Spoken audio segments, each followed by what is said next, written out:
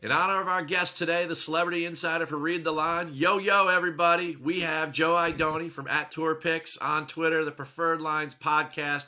He's all over the place week after week creating the most genuine golf betting content in the ecosystem. Joe, thanks for coming on Read the Line. Appreciate you being with me. Yo, Keith. What up, man? Thanks for the good intro. That was very nice and kind words of you to say. Happy to join you once again. I always love hopping on here and talking a little golf, and we've got a nice little doozy lined up for this weekend on the PGA Tour. 6th edition coming of the CJ Cup, which you coined before we came on camera today is the fall major, and I kind of love that, so I'm giving you props on that. We were over in South Korea, 9 bridges, 3 times, Shadow Creek, things start warming up. Summit Club last year was hot in the desert, but now we are down at Congaree, a cool place. We saw it in the 2021 Palmetto Championship, right? How do you feel about this, this whole scene, this migration, how this thing's evolving? Tell me about it. Yeah, I actually love the setup this week. I think it's a golf course that is going to really challenge the players, which is kind of what we saw in 2021 at the Palmetto, which they coined it at that time, which was held here. Billionaires Playground. The place is beautiful. There won't be a blade of grass out of place. There's no rough. It's just those kind of sandy waste areas and water hazards that frame in the different holes. Expansive property. It's going to be beautiful. It's going to, like, what I'm looking forward to most is seeing some bogeys and seeing these guys get tested a little bit, which oftentimes in the fall swing, we get these events that end around 20 to 25 under par. I don't think if 2021 was any indication that we're going to see that this week. It's been pretty dry down there. We'll get to the weather in a minute, but they're going to get firm and fast. That's for sure. And the design of this place is probably what makes it so cool. I don't know if you knew this, but they pitched for a President's Cup here. They've been trying to get a tour event. And what Dan Friedkin and Bob McNair built, right? You call it a billionaire's playground, but there is a foundational aspect to all of this.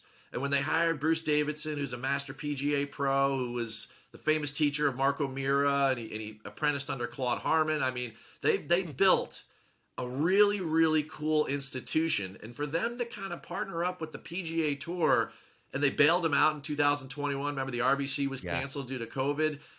This place is building a reputation for itself. Top 40 in the country design wise, and I love the mid teens scoring when it comes to a PGA Tour event. Those to me are the best, and it's bringing out the best. So I want to have a little fun with you today. I don't normally do this, but with you, I know you can handle it. We're gonna do a little buy sell. Because we have, at the top of the board, we have 6 or 7, maybe 8 favorites in this thing.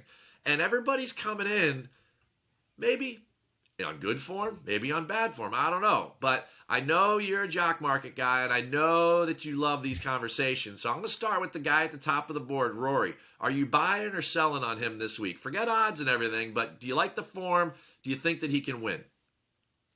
Yeah. I'd be a buyer on Rory. I love the form. I love that he should have some familiarity with at least the surfaces and the Bermuda grass living down here. I think it draws some similarities to some courses that may be in the area down here as well that he should be familiar with. Longest guy in the field.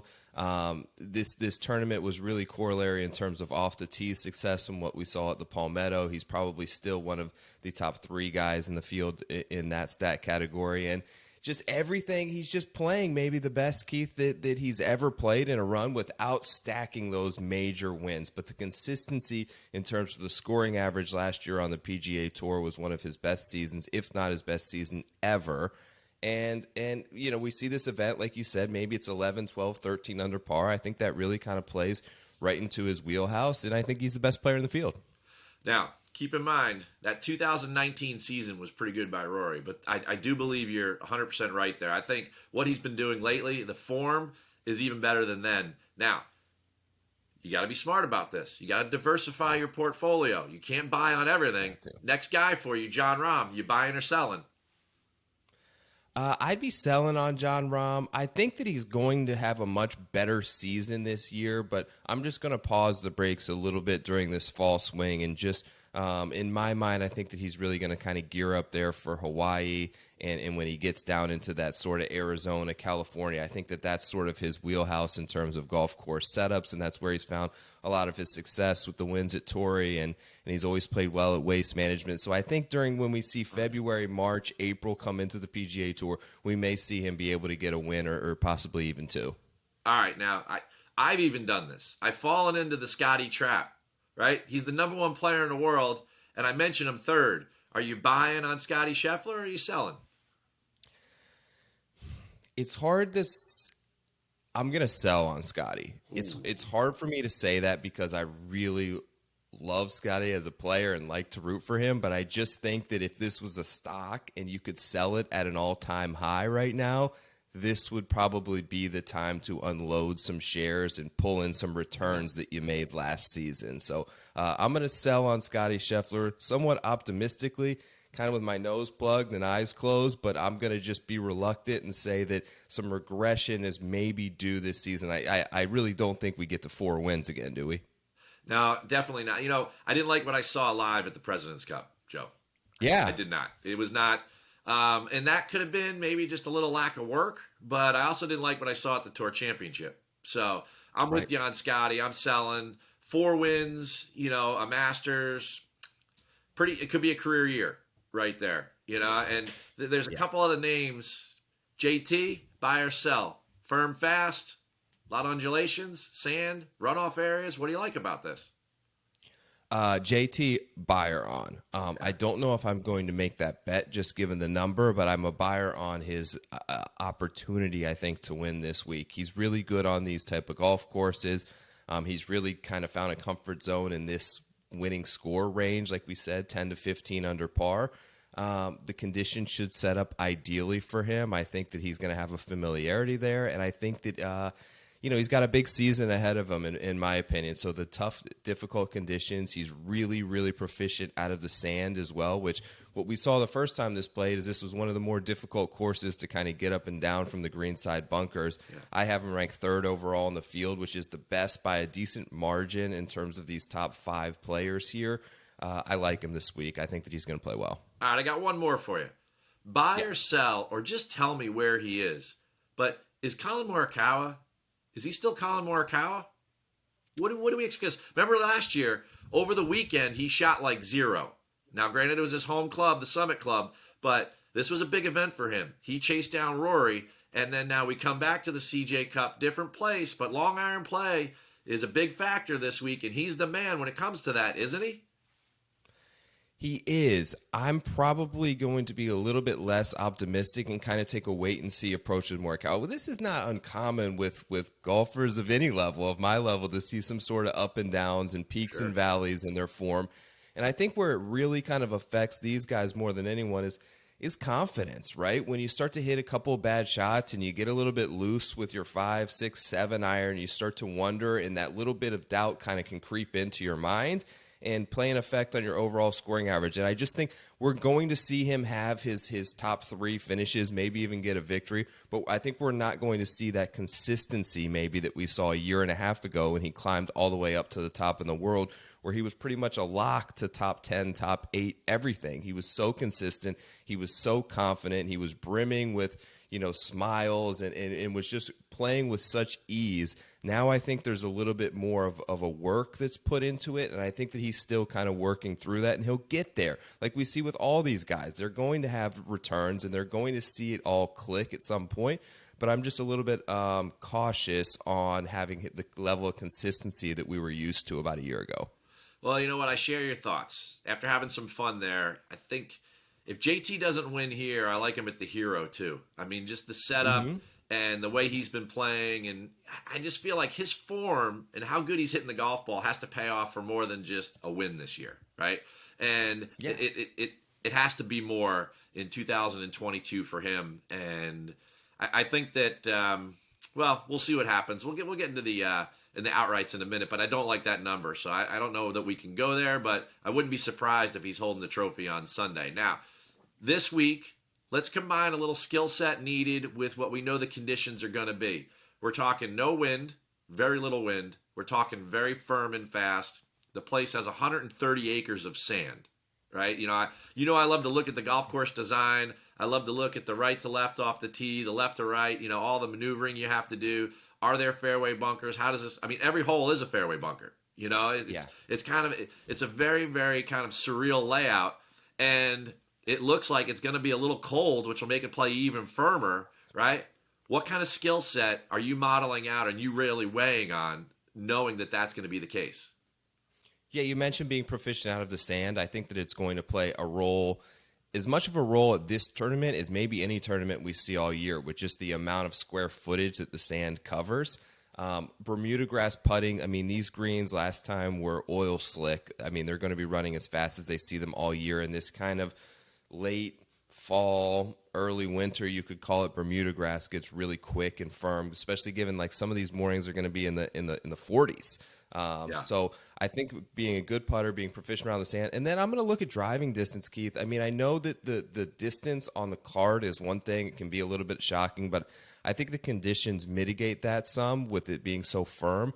But when you're talking 50-yard wide fairways, it gives a lot of these guys just swing hard at it. And I think if you're a Rory, if you're a JT, if you're a John Rahm, if you're these guys that hit it farther than everyone else, Cam Young is a guy I'm sure we'll talk about, just the lack of really having trouble outside can free you up. And if you're coming into every single hole, with the exception of the par threes, 10 to 20 yards closer than the majority or half the field, it's going to give you an advantage to attempt to hold some of these greens as well. All right, so I love talking to you about this stuff because we always get on these really thoughtful tangents. But if you were going to weigh out, right, you've got your Rory, your Rahm, your Cam Young, right, your OTT guys that are just primo, that just bomb it, they're hitting shorter clubs in, or do you really think that scrambling, pitching, putting, I mean, 3-putt avoidance, and we saw what happened last time. That was one of the reasons the scores were so high, was that everybody was 3-putting. So it's interesting to me when I look at that as a golf professional. I'm like, man, driving can only take you so far. The phrase is the phrase for a reason: drive for show, putt for dough. But I wonder, in a modern sense, but also the way you look at it, like, what do you think about that? I do. Here's the difference for me, and I agree with your notion that around the green game and putting is going to be more important this week. That said, I think that here's the difference in driving distance. Someone can have a decent around the green week and have a decent putting week without being a consistently great putter or a consistently great around the green player.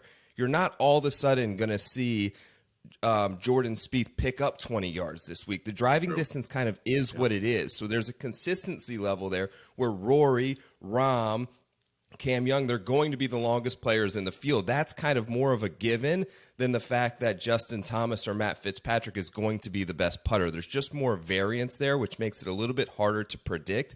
And anyone can have that week where they hole some putts, they chip one in, and they gain a couple of strokes around the green. Not anyone is going to lead the field this week in driving distance out of nowhere. I mean, this is what makes what we do so much fun in my mind. Every week it's a puzzle, and it's like, which one do you want to weigh more? Because we could talk ourselves into any of these guys at the top of the list. I mean, for you to say I'm going to sell on John Rahm, it pains you. I know it does, because it's like, man, you can see with the way that guy drives the ball, in his iron play. If he's on, he could easily boat race the field. I mean, he's that good of a player, and we got to get to that point where we got to pick somebody, right? So we'll start with the chalk guys. We've talked about a lot of them, but if you had to pick one, again, now we're going to consider odds, though, right? Who do you like at the top of the board that if you're going to build a card starting with this person, who's it going to be, Joe? For me, it's Matt Fitzpatrick. I think that he's one of the better sand players in the field. I think the driving distance is the thing that we're really, like, we saw the big jump for him last year in increasing that ball speed, increasing that swing speed. He's now in the top 15 in the field in driving distance, which was normally, in a field like this with 78 of the top guys, that would kind of be his deficit, I guess, against other players. Now it's a strength for him. He's a great Bermuda grass putter. He also has some experience playing this event back in 2021 where he top 10'd in the Palmetto edition of this event. I really like the way that his game is sort of trending, and I think given where the type of player that he is, a guy that can go out and win a U.S. Open, a guy that we've seen also compete in South Carolina at the Heritage in these courses very well. He likes this region. He likes difficult golf courses, and I think it should set up well for him at 25-1. You used the word redemption, and you also mentioned the Heritage, right? He missed the cut there, and I know guys like you and I were all over him at the Heritage. Right? Yeah. I mean, he was definitely an outright bet for me at the Heritage, and he missed the cut, and I was like, what is even happening right now? This guy is making every event he's top 10ing. So I think that, maybe that's a little extra motivation. I like that pick. Top of the board, I'm going to throw out a name. You've probably heard him this week in some of the other content you're building, but I really liked what I saw at the President's Cup out of Jordan Spieth. Yes. Right? And he's not going to be in the 20s, or even if you can get him in the 30s, right? Depending on where you go, he's not going to be up there for very long. Because if he continues to play with the confidence that I saw and the leadership that I saw at Quail Hollow, 2015 Jordan is back. I mean, yes, just the way he spoke in the press conference. And I was never a huge Jordan Spieth fan. I am like all in on this guy. I mean, I was listening to him pre-tournament, mid-tournament, the sessions, the recaps. I'm just like chips in. I'm like, this guy, no wonder why people love this guy so much. He's just awesome. And he brings a similar skill set. He and Fitz are two of the best scramblers, and this place has a lot of awkward situations. So as you can tell, maybe I'm favoring scrambling, and maybe you are too, subconsciously, over total driving distance. And right. I think that that's something that people should be paying attention to. Go to the mid tier for me. Who do you like in the mid tier?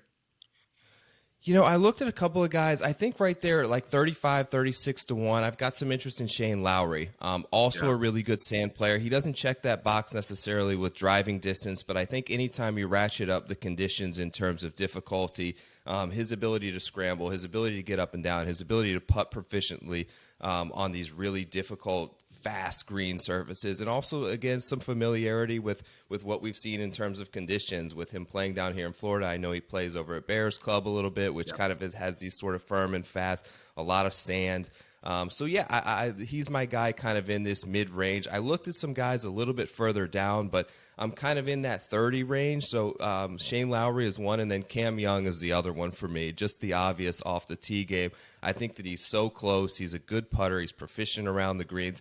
I don't know that this is the best course setup for him. I may like him a little bit more in tighter fairways, something maybe in the Northeast where he can, he's so unique and that he hits it so far and so accurate. But the talent level, the win is coming. We all know it's coming. And I'm just going to go ahead and back the number here in the 30s. Well, the Cam Young thing is interesting to me because when's the last time we saw him really compete, right? Was it firm and fast there at St. Andrews, right? Was three-putt avoidance a big factor? Was short game, pitching, chipping? Could you really take advantage of a golf course if you were aggressive off the tee? And could you really start to try to dominate the field? And who got it done there, right? Yeah. Cam was second place. So a lot of people aren't looking at that, but they're going to be playing off the same type of surface. This is like Australian sandbelt stuff. This is Scotland in July. This thing is like a brick. It's like hitting it off a cart path. And most people aren't good at that, right? But Cam is such a good ball striker. I can't get away from him. And I feel like the guy's ranked 16th in the world. He hasn't won yet. He's had all these runner-ups. He's had all these great shows and majors and everything. I feel like he can't just have his first victory be like the Shell Houston Open or something, right? Yeah. It's got to be something where it's like, oh, well, now we're crowning him because he beat a legit field. It wasn't like he just ran over somebody at the Fortinet, And no disrespect, those are PGA Tour events, but you know what I'm saying there, right? Yes, he has the talent level that when he's on and when he brings his A game, he can slay a field of 17 of the top 25 in the world without a problem. Yeah, definitely. All right, 78 players. Not really. We're not going to get a lot of bombs here, and it's not lunchtime yet. But you got to have one or two names further down the board because I love your long shot picks, and you're always very, very good at making sure they contend. They can't always win. People don't understand that, but your long shots always contend, and to me, that's what's most impressive. So give me a name way down the board. Yeah, I'll give you two, actually. Keith Mitchell's one that I like this week. I actually didn't play too poorly in Vegas a couple of weeks ago where I wasn't expecting much from him. We didn't see him in a little while. I don't think that that's quite his setup. This is his setup. He's great off the tee in terms of distance, but he can get a little bit loose with the driver from time to time. I think having fairways that are 17 yards wider on average than a typical fairway on the PGA Tour can only help him. Familiarity with South Carolina, as you mentioned, so also, much better on Bermuda grass in terms of putting splits than any other surface. The other guy for me, and you kind of brought up the Australian Sandbelt thing, is Cam Davis. Yeah. He's back at a good number. You can get him at 75 to 80 to 1. So I love this kid to really break out and have a great PGA Tour season this year and kind of, become a regular name that we're used to seeing. Here's why, Keith. Really good with his driver, long off the tee, but also a great wedge player. Yeah. Like, it's rare, I feel like, that you get this guy who's in the top 7 in the field in driving distance and also in the top 5 with his wedges. It reminds me a little bit of DJ from years ago when he kind of made that run. And when you're consistently playing PGA Tour events and you can hit your driver far and you can hit your wedges close, you're going to find opportunities to win. The other thing is he's a good putter as well. So those are the two guys that I like. It's asking a lot for them to win this event, given the names at the top of the field. So maybe a top 10, top 20, top 40 market is more the safer place to put some dollars on one of these guys. But I don't mind throwing a few bucks on him outright. People always ask me why I take the time and go through the effort and go to all these events and cover them. But Cam Davis, he was having a moment at the President's Cup. Sebastian Munoz, he was having a moment. Those are confidence moments. And you said it earlier, it's a roller coaster life that we live, right? And you need that extra confidence sometimes to plow through those lows. And you get those from, winning a foursomes match late on a Thursday afternoon. When you come back, against a dominant American team and you lead and you are Cam Davis. And he's got the perfect skill set for this place. There's no doubt about that. But he has a little extra ounce of confidence. I feel like I'm with you. It'd be really tough to take down, 17 of the top 25 in the world. But there's really nobody playing better right now, week after week, than Emiliano Grillo. So I would keep an eye on him too. He bombs it and changes his putting style.